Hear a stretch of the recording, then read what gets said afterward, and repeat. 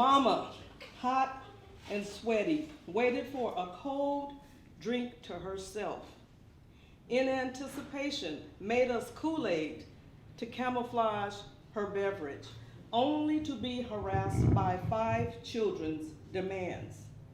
Iced Kool-Aid spiked with lemon, served in metal cups, be damned.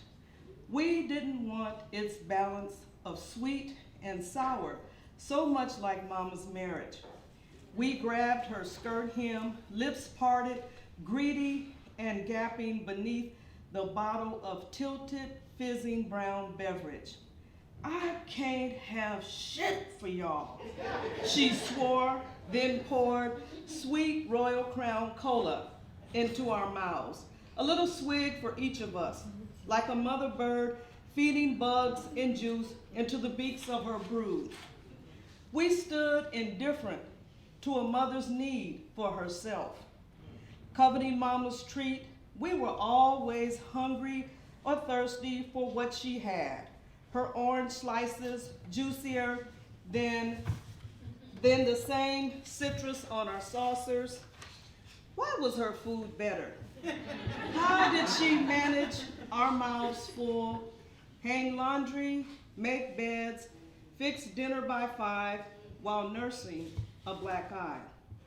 If faded bloodstains on a frayed apron could talk, they would resurrect what happened when a woman of the 50s fell short of her husband's expectations.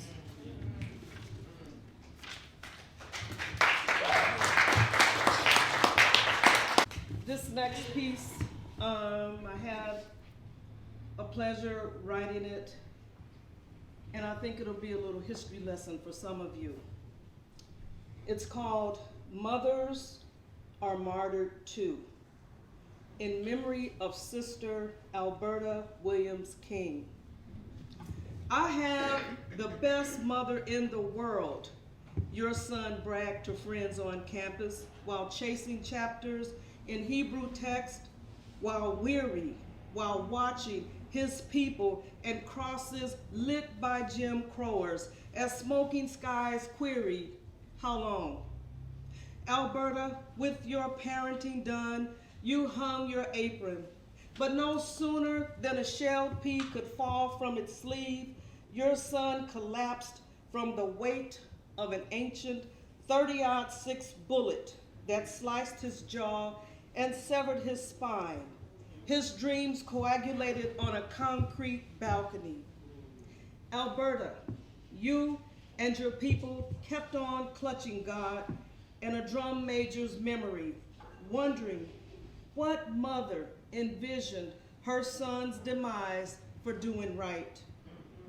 His prophecies tucked in your bosom like a southern auntie's loose change stashed in a threadbare handkerchief buried underneath an ample left breast. Sing, choir, they said. Tickle them keys, Sister Bert, members cried out, caught up in worship. You soldiered on with love, swollen thick and sturdy ankles, calloused feet, pumped pedals on an old Hammond organ. Lead us not into temptation, but deliver us from evil. Strong hands stroked keys, punctuated choir's harmony. Alto, tenor, soprano, crescendo. 2 shots sang out louder than brass cymbals. You slumped forward under the weight of Marcus Wayne Chenault's hate. His off-key cry, all Christians are my enemies, made many glad that Dr. Martin Luther King wasn't alive to see his beloved mother martyred, assassinated by her own kind, playing what she loved where she should have been safe.